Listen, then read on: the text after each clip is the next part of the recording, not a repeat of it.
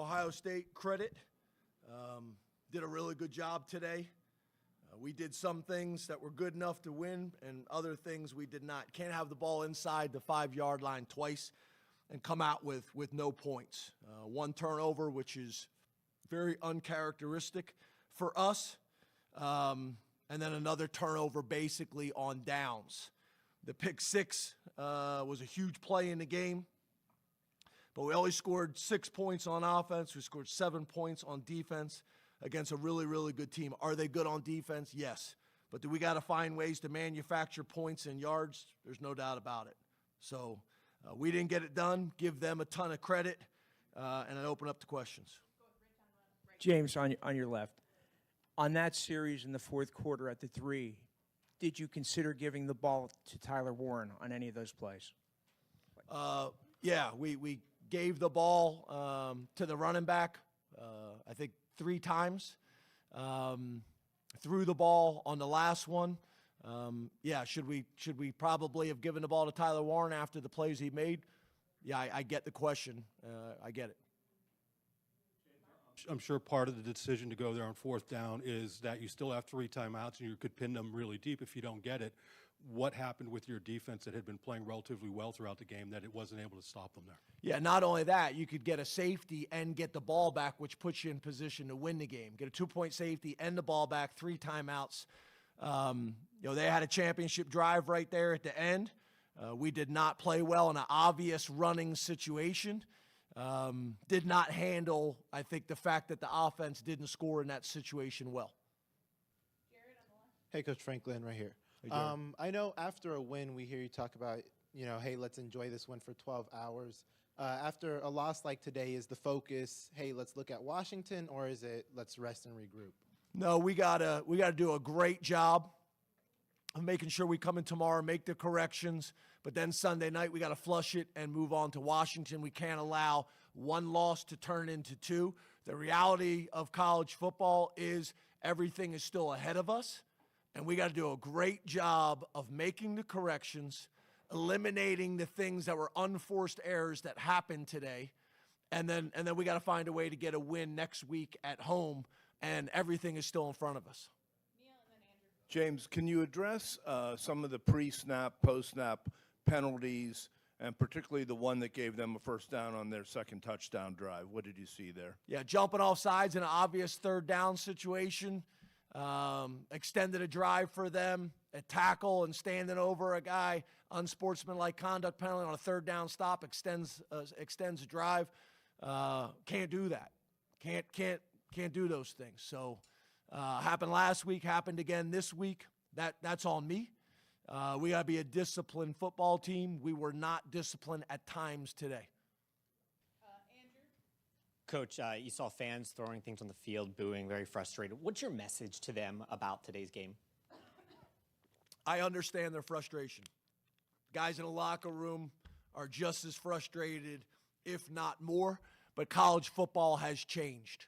And we have an opportunity moving forward to right some wrongs from today. And that's what we're going to focus on. I get it. We get an unbelievable crowd here. We get unbelievable support. You don't do that without passion. And there's great things that come from that, and there's hard things that come from that. That's part of the job. That's part of the job, and I own it all. I own it all. James, you mentioned in the last week that Bo Perbula out there can open things up for the running backs today. Katron and Nick seem to have trouble finding that daylight today. Bo had 1 carry for no yards. Hindsight being what it is, do you think maybe there was an opportunity to get Bo more involved to find that jolt? Well, I think the plan was to get Bo more involved based on how practice had gone this week with Drew. But we didn't have a whole lot of success when he was in there. So I think that probably played in a part of it. When we didn't have a whole lot of success when he was in there, we got away from it. James, you can't control the outside, but as far as yourself and evaluating yourself in these big game performances, how do you do that? What significance do you put on a game like today? Yeah, again, there's nobody that's looking in the mirror harder than I am. I will say this, and I've said it before, 99% of the programs across college football would die to do what we've been able to do in our time here, and that's all of us. But I also understand when you're at a place like Penn State, there's really, really high expectations. When you're at a place like Ohio State, there's really, really high expectations. I get it. I totally get it. So we've looked at all these things really hard. We'll continue to look at these things really hard. There's a lot of things that I had planned on saying when I came in here today, but they are not appropriate to say right now. So I'll hold them till another time. Hey, Coach, over here. With Abdul Carter's play today, obviously 2 sacks, but also, like you said, the offsides play.